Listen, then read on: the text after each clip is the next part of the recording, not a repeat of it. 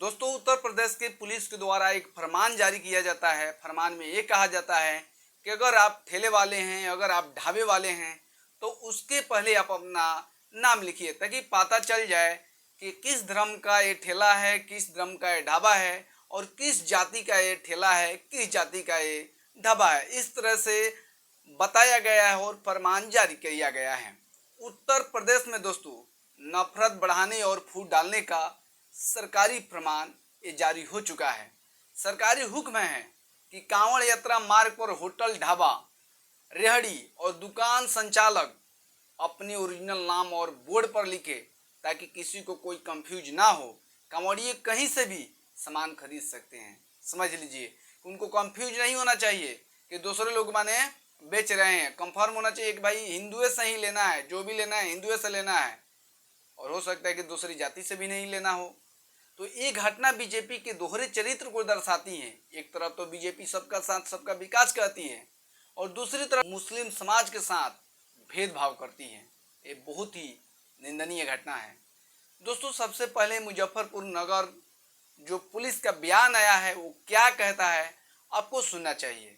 वो कहते हैं, पुलिस प्रशासन कहती है कि सावन कांवड़ यात्रा के दौरान समवर्ती राज्यों से पश्चिमी उत्तर प्रदेश होते हुए भारी संख्या में कांवड़िए हरिद्वार से जल उठाकर मुजफ्फरपुर जनपद से होकर गुजरते हैं।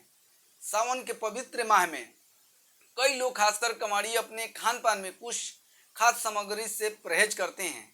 पूर्व में ऐसे दृष्टांत प्रकाश में आए हैं जहां कांवड़ मार्ग पर हर प्रकार की खाद्य सामग्री बेचने वाले कुछ दुकानदारों द्वारा अपनी दुकानों के नाम पर इस प्रकार से रखे गए जिससे कांवड़ियों में भ्रम हो जाती है, स्थिति उत्पन्न हो जाती है, कानून व्यवस्था की स्थिति उत्पन्न हो जाती है।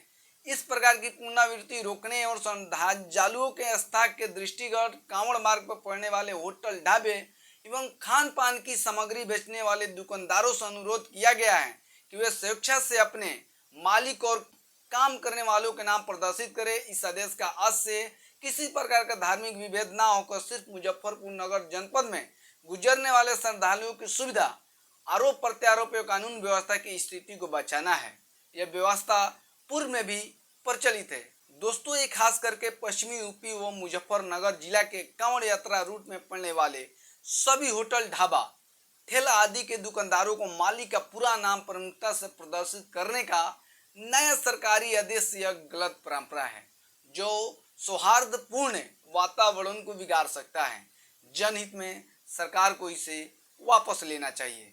इसके बाद में दोस्तों आपको बताने की कोशिश करेंगे, जो बहन कुमारी मायावती जी हैं तुरंत ट्वीट करती हैं और कहती हैं कि पश्चिमी यूपी व मुजफ्फरनगर जिला के कांवड़ यात्रा रूट में पड़ने वाले सभी होटल, ढाबा, ठेला आदि के दुकानदारों का मालिक का पूरा नाम प्रमुखता से प्रदर्शित करने का नया सरकारी आदेश यह गलत परंपरा है जो सौहार्दपूर्ण वातावरण को बिगाड़ सकता है। जनहित में सरकार को इस नियम को, इस आदेश को वापस लेना चाहिए। इसके बाद में दोस्तों बहन कुमारी मायावती जी का एक और ट्वीट आता है और उस ट्वीट में कहती हैं कि इसी प्रकार, दूसरा ट्वीट होता है कि इसी प्रकार यूपी के संभल जिला प्रशासन द्वारा बेसिक सरकारी स्कूलों में शिक्षक व छात्रों को कक्षा में जूते चप्पल उतार कर जाने का यह अनुचित आदेश भी काफ़ी चर्चा में है।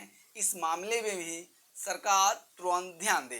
दोस्तों, समझने वाली बातें हैं कि बहुत सारे आप सपा के जो प्रमुख हैं अखिलेश यादव जी, या बिहार के प्रमुख आरजेडी के प्रमुख तेजस्वी प्रसाद यादव जी हैं, या तमाम लोग होंगे जो इस आदेश का विरोध नहीं किए हैं। लेकिन बहन कुमारी मायावती जी ने तुरंत इस पर एक्शन ली और तुरंत ट्वीट कर दी कि ये जो बयान दिया गया है काफ़ी ये गलत है, ऐसा नहीं है।